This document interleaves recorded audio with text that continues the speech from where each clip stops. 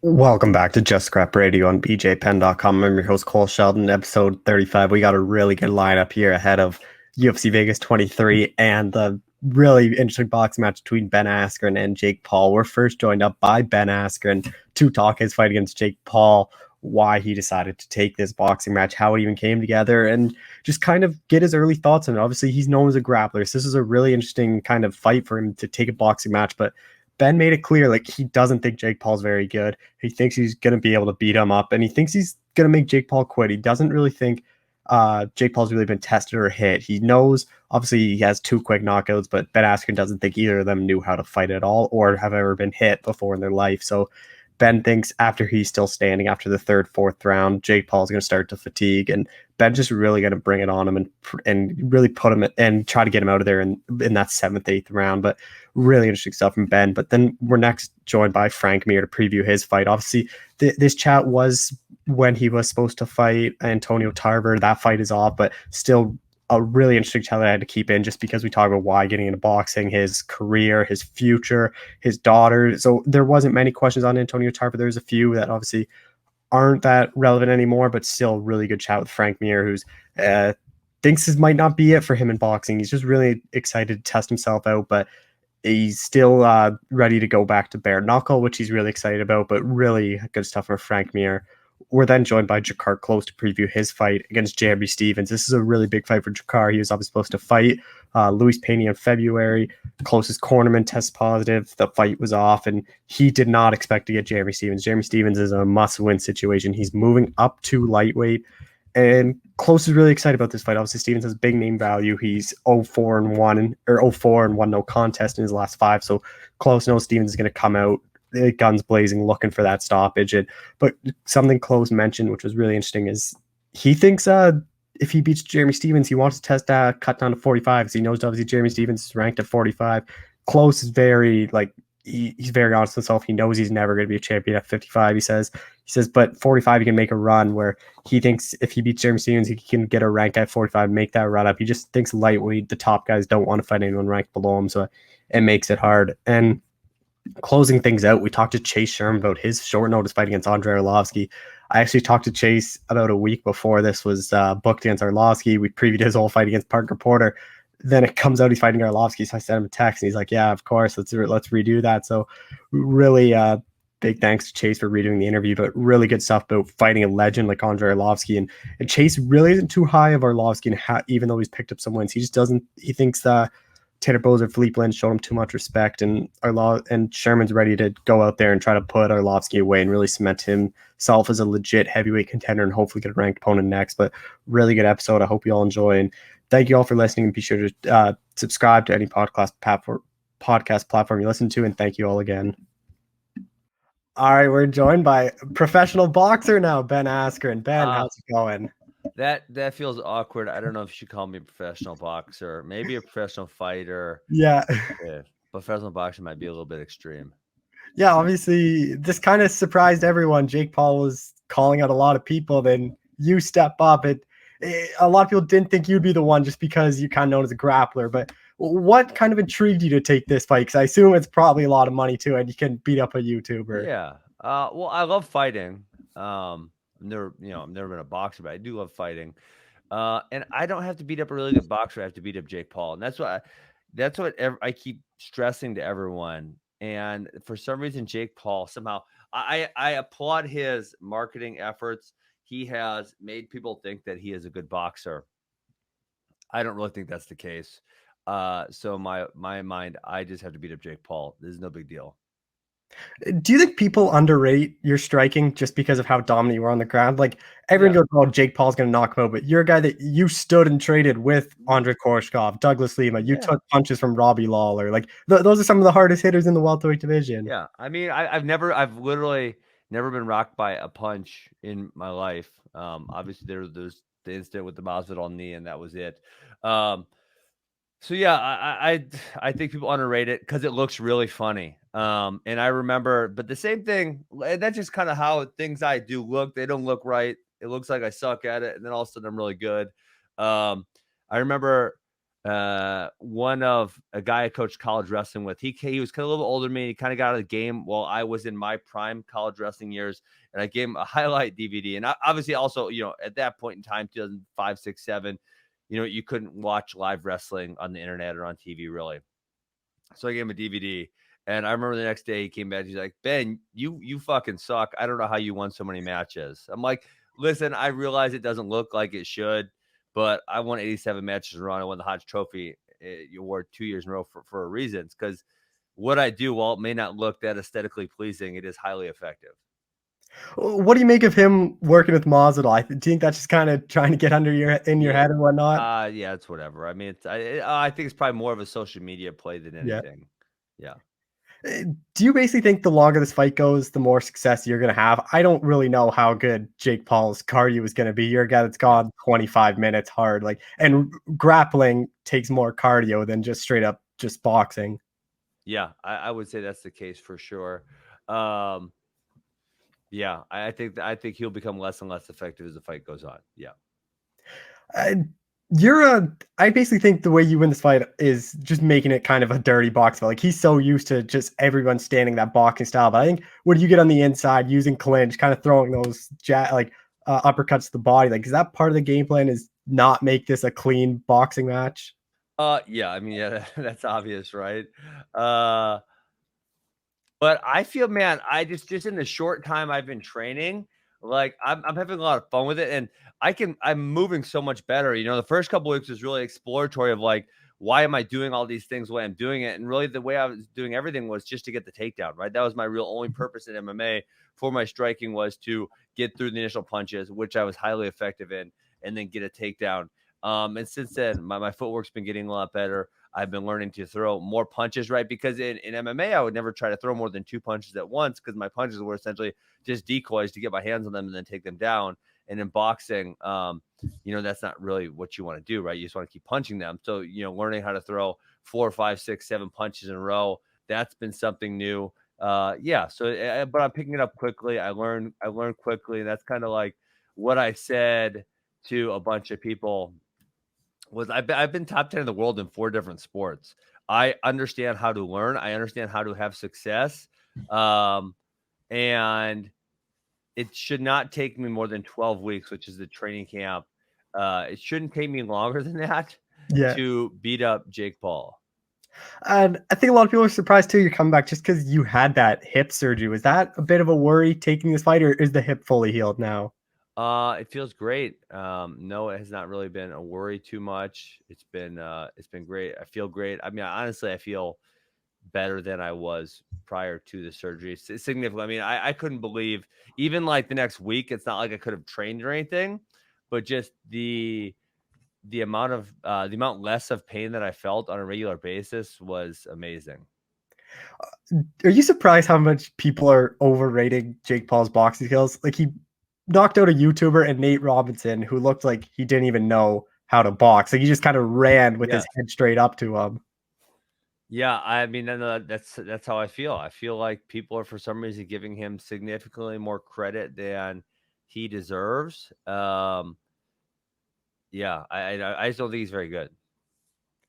How do you see this going out? I remember you saying 7th round TKO, it's going to be later. Is that prediction still the same, or do you think it's going to be a bit earlier now that you're getting more comfortable with boxing? No, I think the same thing. I mean, that's just like everything. I'm not a speed guy. I'm more, as it goes on, I will get better and better and better. So I think that's kind of how it's going to go, is as the fight goes on, I get better, he gets worse. And then eventually I don't even think I knock him out. I think I just make him want to hate his life and quit. That's what I think happens. Do you kind of think you're in a win-win here? You're getting a bunch of money to fight this guy. You're not a boxer, and then you win. You kind of just shut him up and a lot of the Paul brothers up. Yeah, and I mean, if I win on this platform, well, I should say when I win, I will have the ability to kind of pick another stupid celebrity boxing match, or really do whatever I want. So it's a nice platform to have. Yeah, I don't really see. I think it's win-win. I mean, the one thing that maybe definitely think it was win-win and not really almost no risk is when the fucking odds came out and they had me as an underdog, and I'm like, you stupid ass people. Okay, let's do this. I have put money on you when I saw you the underdogs. I thought you'd Whoa. become the favorite. Yes. So I think it'll probably, as the fight gets closer, more and more reasonable people will come to their senses and start betting me, which will move the line obviously in my direction. Are you training with the same people? Like I saw Tyron Woodley say he wants to work with you after his fight. I saw you had a professional boxer, and like, is it Yeah. your usual crew or are you bringing in other people? Well, I mean, I didn't have a usual crew, right? Because I was retired. Yeah. Um, and so I had to put it together real fast. So I had Mike Rhodes, who fought in the UFC.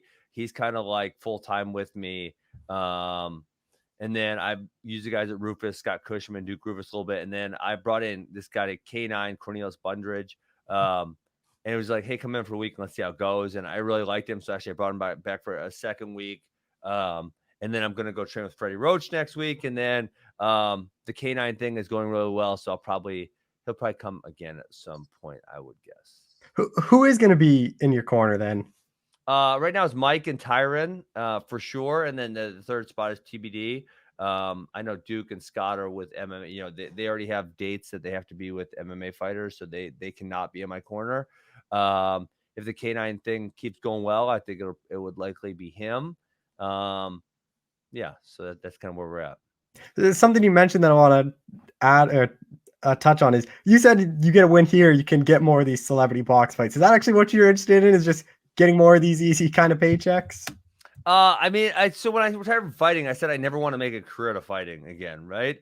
But it's like, hey man, I needed a reason to start training anyways. I had my hip surgery September 1st, December 1st rolled around. It's like, okay, I can finally start working out, doing that type of stuff. Okay, I'm really heavy. I was like 216. I need to lose some weight. I'm fat as shit. And so it's like, okay, but for me, I'm like, I can't just like lose weight for no good damn reason. So I need a reason to lose weight. And so it's kind of been fun for me to actually have a reason to get back in the gym, to start training. And now with boxing, I'm getting to learn something new, which, you know, I enjoy learning all the time. So I'm learning something new. So it's like provide a whole bunch of fun things for me. I mean, I'm not gonna do like 3 boxing matches a year or nothing, but like, hey, if I call some other dope out YouTuber, you know, and I fight him next year or whatever, yeah. I mean, I'm not gonna do 20 of them, but I might do 2 or 3. My prediction though is I'm telling my friends I think this is the last time Jake Paul fights because I think you beat him. I think you kind of bring him into the deep waters. He won't want to. He's a Yeah. millionaire. He doesn't like it. I don't think why would he want to get hit and get beat up when he could just post on YouTube and make $1 million? It's exactly my opinion. He's gonna realize, holy shit, there's a lot better ways to make money than this. This is not as fun as I anticipated to be. This is not as fun as boxing. Nate Robinson, who's never had a fight in his life, or I don't know, that other dude that he fought that was a bum. And then you have Frank Mir on the undercard. What's that looking like? Because you have Frank Mir fighting a professional boxer as well. Yeah, that's wild. And I'm glad I'm not fighting Antonio Tarver. Yeah. Thank God. Just a few more things. Do you ever think you're going to go back into MMA, or do you think you're done? It's just kind of these celebrity boxing fights from now on. Yeah, highly unlikely. Again, if the right opportunity presented itself, I would consider that opportunity. But I don't think so. You're still under UFC contract, right? So they had to approve this. Yes, they did. And they're not taking any like percentage or No. anything because when Conor fought Floyd, they had to take some money. I mean, Conor made a little bit more money than I did. Yeah, that's Fighting true. something that was worth their time. Just the last thing is you beat Jake Paul. It's one of those interesting fights. His older brother Logan. Maybe you just take out both the Paul brothers out So of I boxing. said this the other day. I said that to somebody, and they're like, you know, Logan Paul's 0-2 at boxing. I said, no. Actually, I didn't know. I had no idea. I just figured he was 2-0 because he picked some sucky guys like his brother did. But apparently he's 0-2. Or that's what someone told me. I didn't bother to fact check that. He fought a YouTuber, like amateurs, headgear and everything. They fought to a draw. Then they went pro. He lost a decision, and now he's supposed to be fighting Floyd Mayweather, which is just easy money for Floyd. 0-1-1, I guess. Yeah, I guess he's not 0-2. Okay, but he will be 0-2 after Floyd beats him.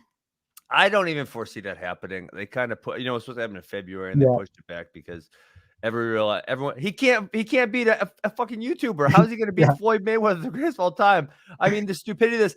If someone said this is Logan Paul and Floyd literally has to have one hand tied to his side, that might actually be interesting. Like that might be kind of funny to watch. If it's Floyd versus Logan Paul, why is this even moderately interesting? It's the reason I was making those dumb Instagram posts, me versus Floyd, me versus AC Slater Wrestling, because it's just such shenanigans. All right, well, Ben, thank you so much for the time, man. I really You got appreciate it, man. it. Have a great day. All right, we're joined by former UFC heavyweight champ and now, I guess, professional boxer Frank Mir. Frank, how's it going? I'm doing well, thanks. Before you get into your fight, like, how did this all come together? Obviously, you fought out your Bellator contract, you signed with Bare Knuckle, everyone's kind of anticipating that debut, and then out of nowhere, you're on the undercard of this Paul Askren fight, fighting Antonio Tarver. Well, honestly, I was just training for a fight in February to do bare knuckle. So since about November, picking up the boxing training, limiting more of my jiu-jitsu and wrestling training. And then the February didn't really work out. And then they had said, hey, well, we'll get you an opponent April 16th, as far as BKFC was concerned. And then all of a sudden, about a week later, Malky gave me a call and said, hey, what about strapping it up and doing a pro boxing match completely? And, he said Antonio Tarver was, an opportunity to fight. And I was like, oh, that'd be phenomenal. Former world champion, somebody who's extremely skilled. He does analytics, so he does commentary, so he really understands the sport. So even though he is a bit older than I am, obviously, the guy was a bronze medalist in the Olympics, world champion on the amateur level in '95. He's won world championships. He has wins over Roy Jones Jr. The guy is a legitimate, credible world champion. And I think the big question too, a lot of people had is what weight class is going to fight at, because the majority of his career he was fighting in like the 170, 180 range. Yeah, I think that's why I think this makes this fight interesting. Obviously, fighting a world champion heavyweight would have been a very difficult thing for me to pull off, just because then I wouldn't have had many advantages and just much more disadvantages. But in this situation, I'm going to have very much of a size and strength and power advantage in the fight to help try to mitigate the fact of his experience that, he's been boxing for, 30 plus years to my debut. And obviously you signed the contract. Like, what was kind of the reaction like from your end? Because it kind of caught, just similar to that Ben Askren Jake Paul fight, like kind of caught the combat sports world by surprise. I was just excited. I like opportunities to challenge myself. I think that, I talk to my friends all the time when they're like, hey, man, I need to get back in the gym, or I need to, I want to lose some weight, or I just, I'm not happy with myself. I'm like, sign up for something. And everybody always asks me, what do you mean? I don't care if it's some kind of Tough Mudder or Spartan race. You want to sign up and do a powerlifting competition, the local jiu-jitsu competition, you name it. You want to do Wimp to Warrior. Sign up for something, because I think as humans, if we don't have goals, it's hard just to work out for the sake of working out. It's hard to, be healthy for the sake of just being healthy. But I tell people, if you constantly have objectives, if you're like, oh, I can't go out and drink tonight because, I have something next month, or, I have reasons for why I need to eat a certain way, or I need to, get up in the morning early to go do cardio. If you have a goal, you have an event, I think it gives you much more direction in life. And that's that's my cheat code. I'm just constantly looking to push myself and make myself a better martial artist, especially since I have a daughter now that's following my footsteps. Mm-hmm. Me being in the gym and training, the more I learn and acquire through my career is just that much more I can pass on to her. And Antonio obviously is normally in your later stage of your career, you were always the older guy, but Antonio's quite a few years older. Like, he's 52, hasn't fought since 2015. Like, do you think that's a big advantage for you, is where you've been in there and you've been competing, where he's coming off a pretty long layoff? Yeah, no, those are going to be some advantages to go my way. I know how it is when I've been on a long layoff. You're a little bit more nervous than you were when you've been fighting all the time, because it's been a little while since you felt it, so your anxiety is a little bit higher. When I took off the 2-year layoff, I felt that it was not easy, as if you're, fighting, at least once a year. And so, that, and yeah, look, age is definitely going to be in my age a factor, especially because, like once you start in your 40s, I felt it about 2 years ago. I really felt a decline in my physique, as far as just, my body just really was falling apart. But I've really been on a hunt to rejuvenate myself. Everything from bioaccelerator, flying down to Colombia, to, working with American Shaman, doing the CBD stuff, Mitrospect, Kratom, you name it. Hell, I just left the med spa right now. I forgot the name of it. Where I was receiving like high frequency radio waves through my body, me and TJ Slaughter sitting there, having conversation while I'm trying to do therapy. So if I have to do all these things at 41 and I'm feeling great, but he's 52. You know what I mean? Like, how much more would I feel if you add 11 more years to my body? It's even that much more of an uphill battle. Not that he can't feel great.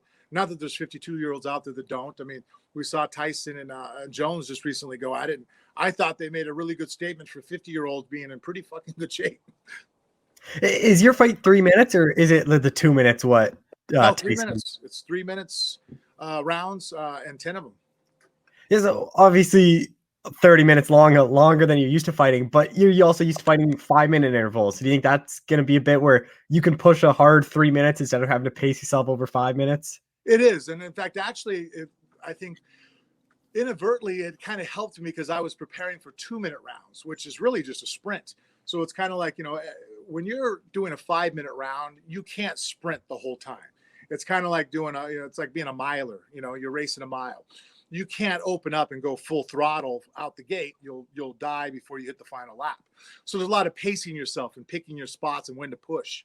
The 2-minute round is kind of a quarter mile. It's miserable, but it's a sprint the whole time. You know what I mean? It's a full blast go. There's very few moments where you can take a breath and go. The 3 minutes is a little bit of in between where it is a large sprint, but there is a little bit of a lull where you can take a break in the clinch and breathe, and you have to find your moments because you can't exactly sprint for 3 minutes, but you definitely can turn it on more than a 5-minute round. So I think kind of the fact that I've spent my career in 5-minute rounds and spent the last 6 months training for 2-minute rounds, the 3-minute round, like the two in between, actually helped me prepare better for it. And you look at Antonio Tarver's career, he's a guy that's never been knocked out, only 6 losses, and he's gone the distance. But you obviously have a lot of power, bigger gloves. So, like, do you, at his age too, do you think that knockout can come? I think so. I think also too, you know, some of the strategies I tend to employ, you know, the knockout might not come from a straight concussion, but just from fatigue. You know, he's going to have to, every time he clinches with me, he's clinching with a guy that's going to have 50 pounds on him, and I'm going to make sure he feels it. You know, and whereas, you know, if he was able to dance around and keep out of my reach for, you know, for 30 minutes, then the size wouldn't be that much of a factor as far as, you know, wearing him out. But I mean, I purposely fight with a style that I try to fatigue you with my size. So that way, as the later rounds go on, the smaller man doesn't have the same advantage as he thinks he has. And what do you think win here does for your legacy? Obviously, it's just kind of a one-off boxing, but you're obviously already a former UFC champ, like beating a guy that was a boxing champ. Like, do you think that does a lot just for your overall legacy in combat sports? I think so. I think just the fact that it really solidifies him the kind of person that will rise to any occasion. I mean, there's a lot of fighters out there that, you know, they're businessmen. They fight, you know, and they're afraid to take risks. They're afraid to put themselves out there and be humiliated and hurt. And you know, they might make more money at the end of their life than I do.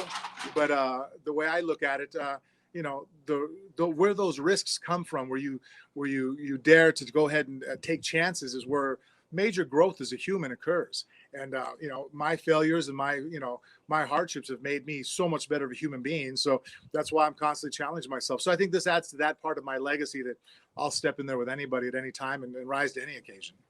Do you think your striking is going to be better too? Because you don't have to worry about kicks coming your way. You don't have to worry about knees. You don't have to worry about people trying to take you down. Like, all you have to worry about is the hands.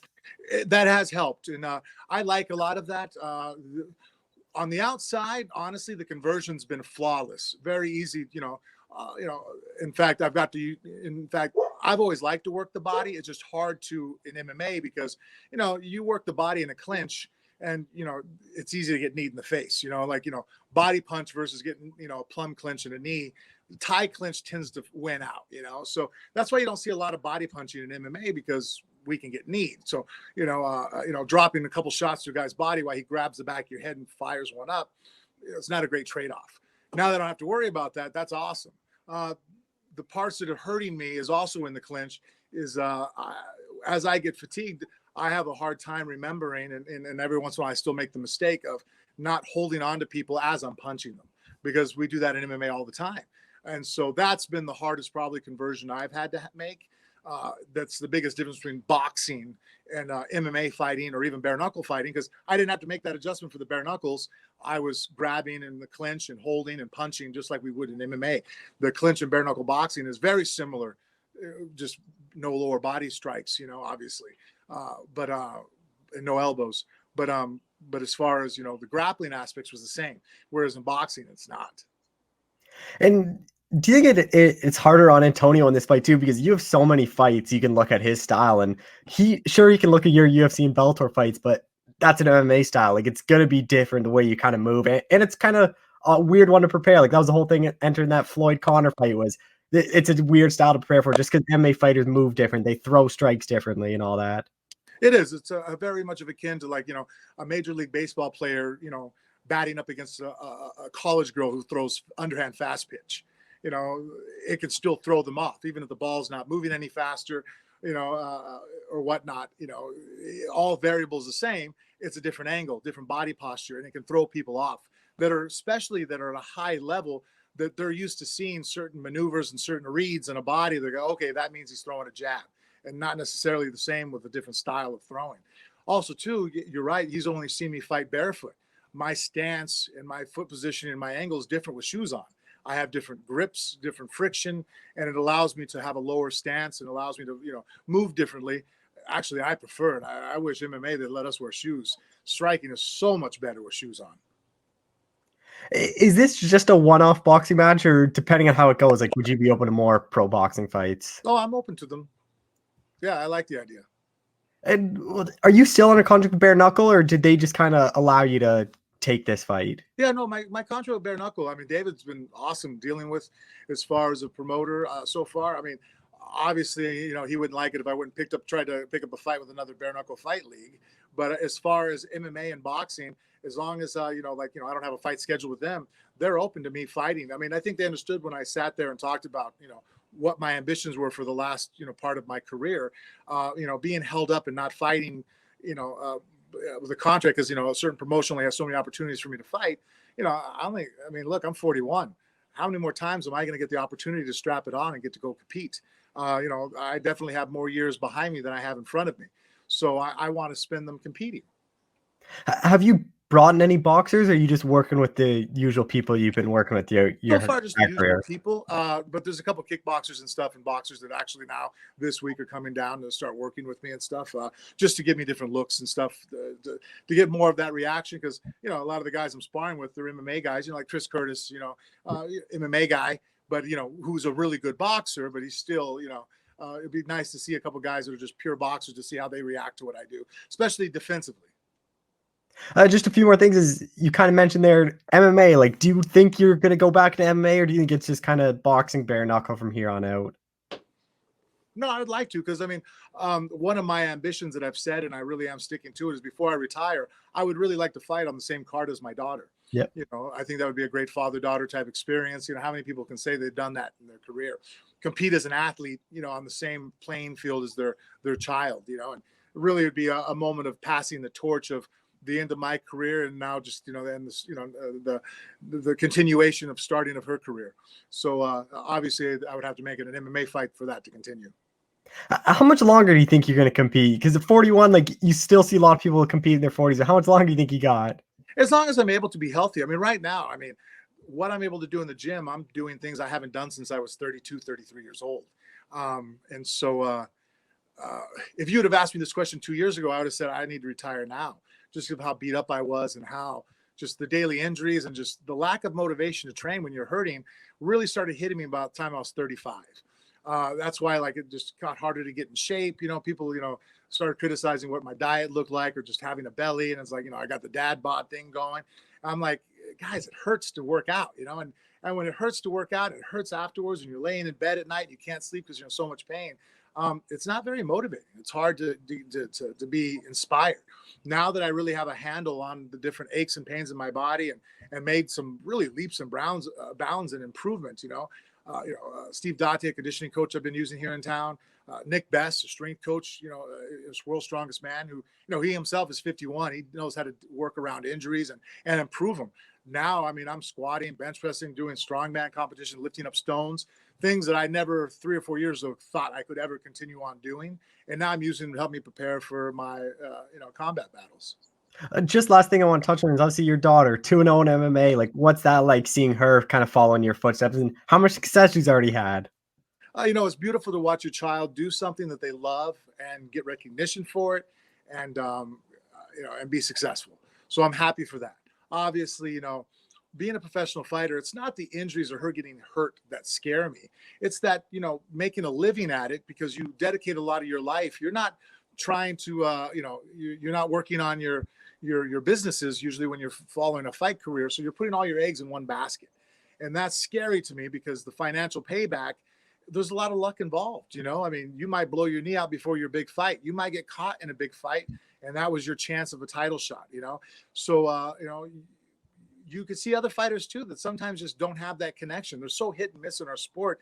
You know, why, you know, Conor McGregor doesn't have the accolades as far as accomplishes DJ, you know, Demetrius Johnson does. As far as pure mixed martial artist, who's the better fighter? Well, Johnson is, right?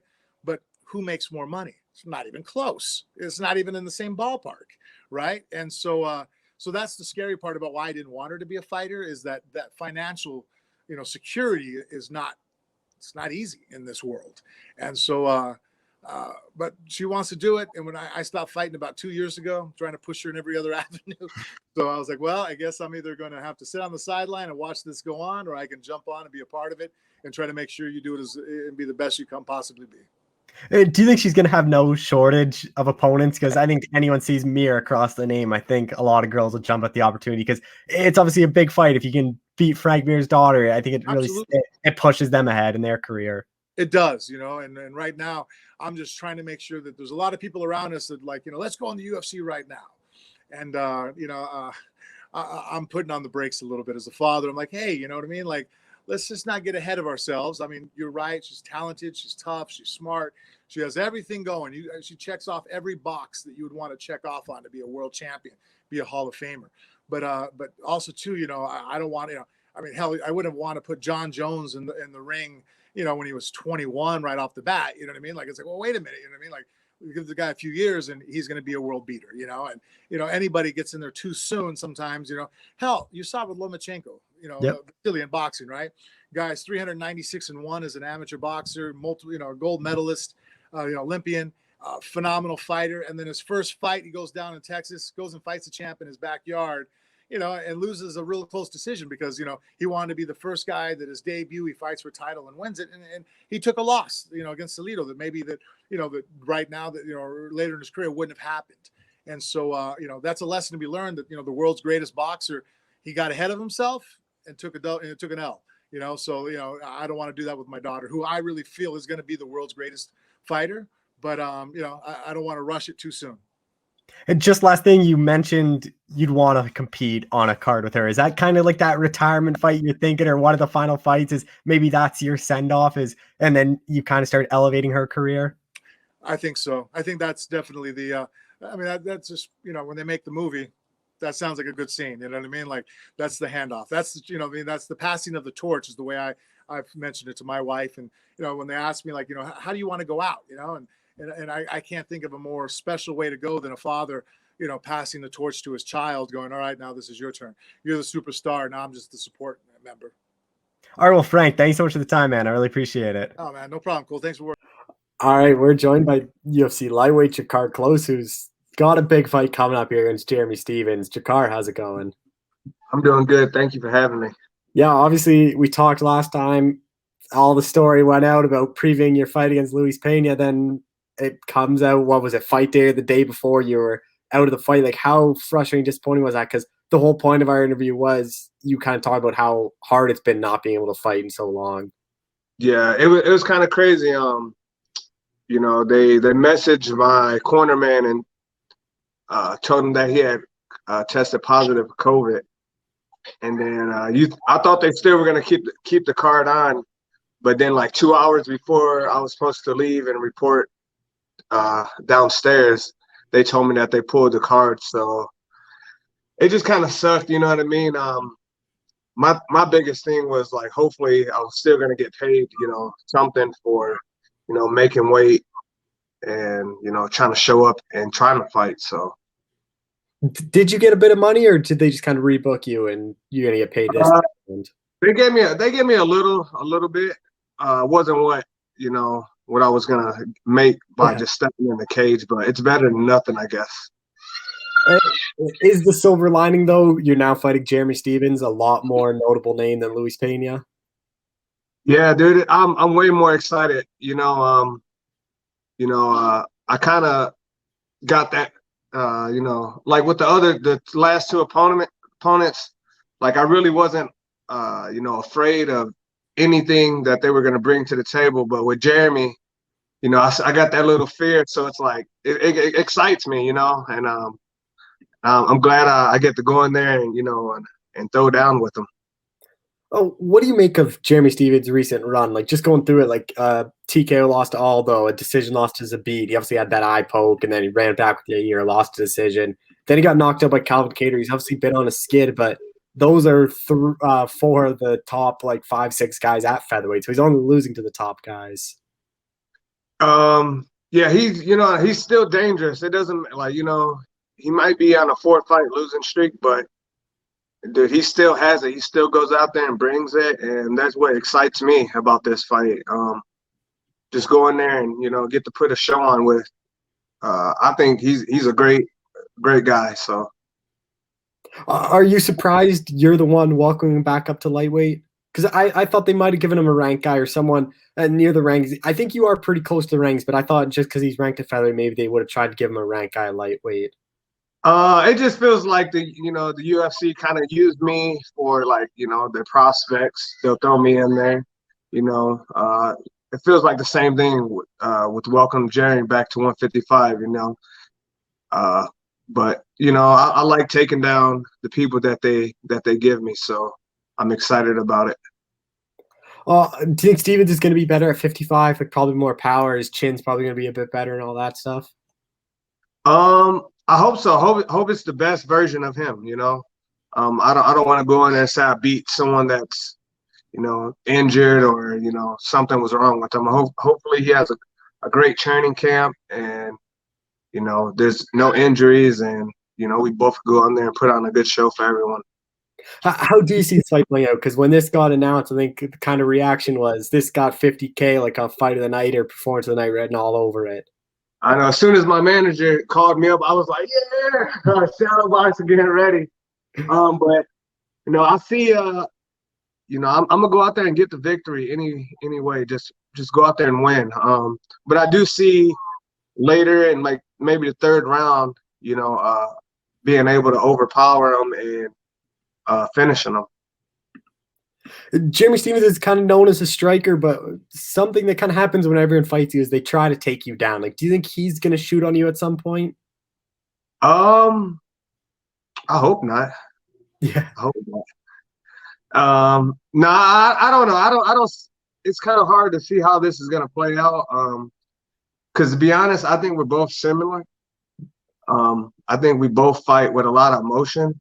So I think it's going to come down to who's more under control with their emotions and who can execute the game plan better. So, what do you think a win over Jeremy does for you at lightweight? Obviously, he's ranked top 10 at featherweight, and I think this would kind of be that statement where you can start getting these top guys. Yeah, what I've been thinking, like if I go out there and starch him, I was even thinking like maybe I cut down to 45, and because I'm not gonna get a title shot at 55. It's it's the same people, so I might as well try to drop a weight class and make a run at 45, if that's possible. Have you like talked to the PI or done a test cut to see if you could make 45?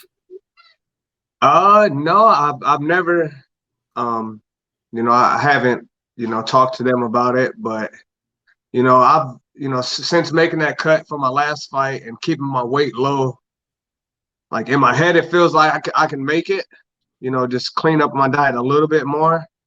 But after this fight, and depending on how it goes, I might give it a shot at 45s. I guess that does make sense because Stevens is a top 10 featherweight, so you could start calling out top 10 featherweights because he just beat a top 10 featherweight. Yeah, that's the plan. You know what I mean? Because like I said, 55, this division, it's the same 4 people fighting for the belt, and it's like, I might as well move on and try to, try to at least get a shot at, getting the belt. So, and the same guys fighting for the belt, but it's also the same 15 guys in the rankings. Like you don't really see many new guys entering the ranks. Like it's the same old people always there. It's like your grandfather then once you get into the top 15. I have to ask you though, like, obviously Courtney Casey, what she made that decision? I thought she clearly won her last fight. They robbed us. Yeah. They robbed us. But it kind of sucks. It's like, oh, don't leave it to the judges, but what's the point of having judges? You know what I mean? Like, so I think the judges should have to. I think they should be interviewed after every fight, or to see what they're judging. As fighters, we need to understand what their criteria is. So it just sucks.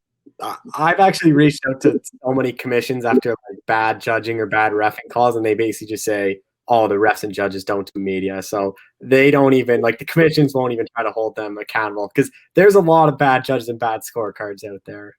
Yeah, and it just sucks. Like someone needs to be like, as us as fighters, like we have to be accountable of what we put in our bodies. You know what I mean? And they should be accountable of how they score and do all this because it affects our lives as fighters. Yeah, and especially with your pay is show win split. Like it's not as big of a deal if it's 100% of your pay, but they're taking 50% of your pay away when they make a bad decision like that. Yep. And it just sucks because Courtney was planning on buying a new car, and then like once you lose, it's like never mind, maybe the next fight. So are the UFC keeping Courtney around? Like I think they kind of view that as a win and just kind of build her off of that and like book her against people based off she won that fight.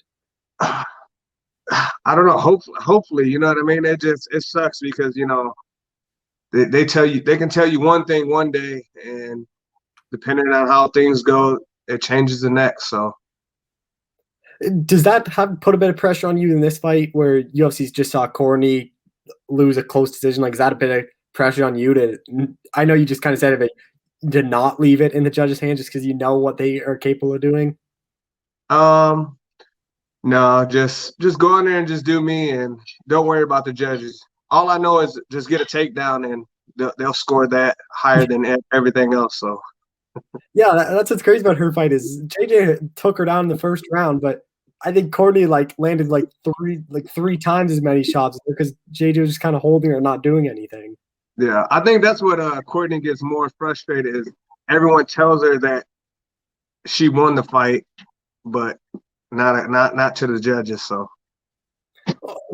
Just quickly, a few more things. What's kind of the goal for you this year? I assume it's probably pretty active after just getting one fight in last year. Yeah, just staying active. Just keep fighting. Try to make as much money as possible because I really don't want to continue to fight, too much longer. So, how much longer you got? Because you're still pretty young. You're only 33. Yeah, but man, these injuries, man, they add up, and maybe 3 or 4 fights. So. No, so we're getting near the end. So you just got to put on these entertaining fights, get some wins, get some bonuses, and just kind of cash out as much money as possible.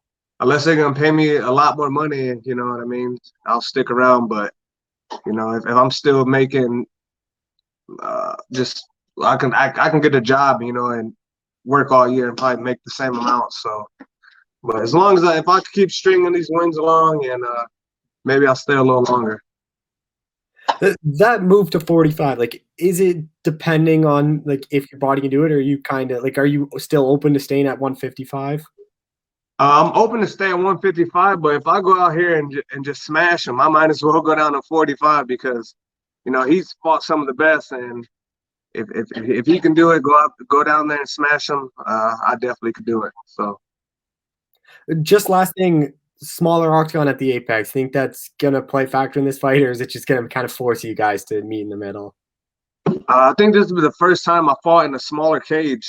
It's normally that big boy, and I think this is gonna be a lot better for me because I won't have to chase, and I don't plan on running. So I just won't have to chase as much. Yeah, I've actually talked to a lot of fighters, and a lot of them like the smaller one because it just forces the action. And if you have your opponent hurt, they don't really got room to run around. Yeah. I'm excited for this fight though. Yeah, all right, Carman, that's all I got for you. Thanks so much for doing this. I appreciate it. Hey, thank you. I appreciate it. You have a great day. Yeah, you as well. Yep.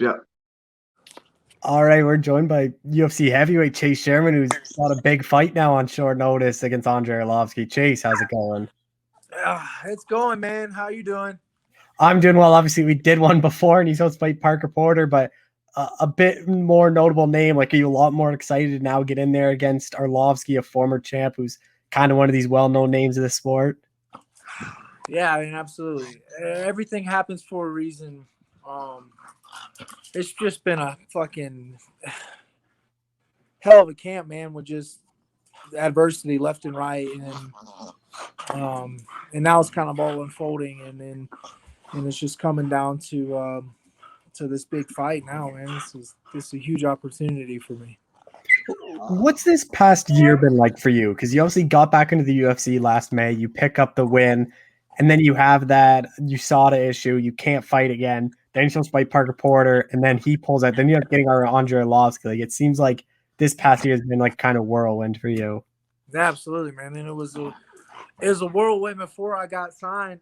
You know, after I got cut, everything kind of went to hell in a handbasket, and just it was so fucking stressful, man. And lost everything, lost my home, and almost lost my relationship with my fiance, and just a constant struggle. And then finally, you get back into the UFC, and then have to deal with this bullshit with USADA, and then finding a supplement that was banned in my system before I had even, that was found in my system before I was even signed by the UFC. You know what I mean? And it was just, they called it a failure to disclose, not, cheating or performance enhancing or anything like that. But it's just like, you're spending me for 9 months for fucking human error, and then just having to deal with that. And then finally getting back and, into the UFC, and then having to deal with this fucking hellacious training camp, man. Just the constant, just bullshit. My car getting ran over, and then insurance companies fucking me over while I was out here, and then having to dealing with nagging injuries and having to deal with that, and then my opponent getting COVID and him getting pulled out the card, and then my cornerman, just got COVID. So now I'm having to scramble to find another replacement for him. And luckily I just got my test results back in, and they were negative. So it's like, fuck, it's just like, man, what else is going on? So it's just like, fucking Andrei Arlovski's got something coming to him. Bro. It's just been, he's just, poor guy's just going to have a whole year of just pain and struggle inflicted upon him. He's going to be my outlet, It's just, yeah, man. But, all those things prepare you for what's to come. And I'm blessed. At the end of the day, I'm blessed. So, was that a big worry for you of if you and your cornerman got tested positive that, man, maybe you might have just caught something so you won't even be able to fight? Yeah, I mean, that was I've already had COVID, you know what I mean? And but the way everything's been going is like, I wouldn't surprise me if it was a false negative or a false positive, you know what I mean? And so, I feel great, but I was like, knowing my luck, especially with those rapid tests, the rapid tests aren't extremely accurate. And so, like, that was my fear. I was just waiting to hear back from Donna today, and she just messaged me before we got on the phone and said I was negative. So it's just got to get to the fight now, man. Just get to the fucking fight. And obviously you've seen it when someone pulls out this close to the fight. It's a lot of UFC newcomers that come in. Like, were you surprised you got Arlovski, or were you kind of expecting to get a name, or did you think it was going to be a UFC newcomer? I don't know, man. I didn't know what to expect. I just, everything happens for a reason, man. And I believe it's my time, and it's it's just like anything else, man. It's a circle of life, in with the old, or out with the old and in with the new. And you're seeing it, a lot with these guys that are being released, and you have these newer guys coming in, and it just happens. It's a circle of life, and now it's my turn to kind of bury the hatchet, man, and put him away. And nothing against him; he's a legend, and he's done so much for the sport. But it's my time now, and I think the universe has came together and has aligned those stars for that to happen. What have you made of Arlovsky's recent stretch? Because there was that stretch in 2017 where you got knocked out by like Miocic, Overeem, and Ngannou. People thought he was done. Then he rallied off 2 wins. Then he lost 4 in a row again. And then he's rallied off 2 straight and lost his last one. Like, it seems like his chin is getting a bit better because he's not getting knocked out. But at the same time, like, he has been hurt in a lot of fights. He's not getting knocked out because look how he's fighting. He's fighting not to lose. He's not fighting to go out there and win. He's out there, he knows he's at the end of his career. He's not going to be in title contention again. So what is he doing this for exactly? Is he doing it to finish out his contract? Is he doing it to get paid? What exactly is he? Because he's not adding on to his legacy, that's for sure. So we look at those aspects, and and we see that, and we see how he's fighting, and he's really going out there to pull off, in a unanimous decision, kind of point fight his way into the win column, and that's it, And the fighters out here, these younger cats that he's winning these unanimous decisions with, they're kind of going out there and just giving him a little bit too much respect, just for his name, these younger guys. But I don't think that's going to be that's not what I'm here to do. That's never been what I've there to do. I've never fought like that. So he's either gonna have to dig deep and want to actually fight, or I'm gonna finish this. I'm gonna finish it early. Well, yeah, that's what I want to touch on. Is you look at his wins; it's very low activity. Like, it's like a couple strikes a minute. Like, is it basically the game plan? Is just bring the fight to him and make him fight? Absolutely. I mean, like I said, what's his what's his ambitions with fighting? If he's there just to get kind of win and get paid, then what's his incentive for wanting to go through hell and make it a dogfight? Like, why is he gonna want to do that? So that's what I got to turn it into.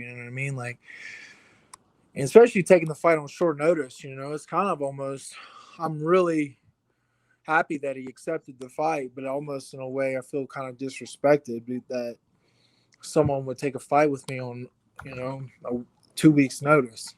It's kind of slapping my face, but whatever. How do you see this fight playing out? Because I wouldn't be surprised if you get him out of there pretty early.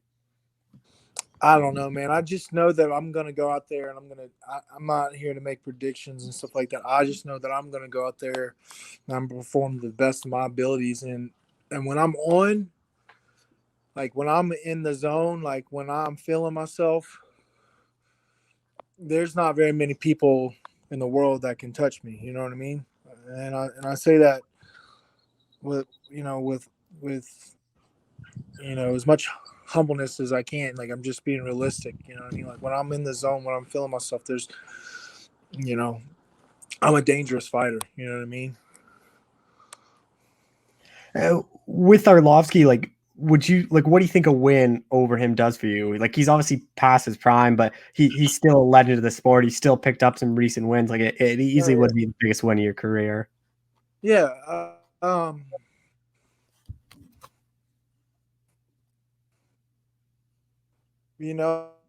think maybe it helps boost me into like more of a household name, and then obviously gets me a new contract, and potentially grabs the eye of a lot of these other heavyweights in the division, and maybe make Maynard as a matchmaker, and then lets them know that hey, Chase is for real, and he's a different fighter this time than he was the first go round. And but I'm not really worried about what happens after the fight. Everything's going to happen how it's supposed to happen, how the universe intended for it to happen. I'm just going to go out there and perform to my best ability and have fun doing it. And I'm excited. Just a couple more things. Obviously, everyone knows how good of a striker you are. Your striking only improved in bare knuckle. Do you think Arlovsky's gonna shoot on you, or do you think he's gonna keep this a stand-up fight? I don't care, man. I mean, there's a reason, man. I've only been taken down once in my career, and that was obviously just I got tripped up on a kick. But, it becomes a real problem when people tie up with me, man, and they feel like where my strength is and like how strong I am and how good my balance is, and there's very few people in the world that can take me down. So I don't know if he wants to, that's fine. I don't care. I know he's not going to be stronger than me, and my takedown defense, I feel like my takedown defense is some of the best ever. So I'm not really concerned about that. If he wants to go to the ground, he can try, but he's going to gas himself out trying to get it there. Do you think people overlook your ground game because of your experience in bare knuckle and they just think you're a striker? Yeah, man, absolutely. I do. But I mean, I work on my wrestling all the time. I just, like a lot of people think that about strikers, that we can't grapple and we can't wrestle. It's not that we can't. It's just that we just don't want to. We like fighting, actually fighting, not, trying to like dry hump your leg. You know what I mean? Like we enjoy fighting. We enjoy knocking people out. And that's just what it is. Just last thing, obviously, everything goes your way April 17th. Like, how quickly would you want to turn this thing around? Because I'm pretty sure you want to be pretty active after sitting out most of last year. Yeah, I would like to get another fight in maybe in August or something before I get married. I'll get married in September, so try to get, another fight in maybe July. And then I get married in September, and then maybe finish one out at the end of the year, get 3 fights this year or total or something. I mean, I want to stay active, man, but I want to get better as well because the competition's only going to get better. So, that's my that's kind of where my head is. Yeah, because you easily could be fighting ranked guys after this one or after one more win. Yeah, for sure. Go get this fight, get this win, and we'll sit down at the table and figure out what's the best option for Chase and what's the best option for the UFC and how we can make everybody the most money. All right, well, Chase, thanks so much for doing this again. I appreciate it. All right, brother, take care. Yeah, have a good one.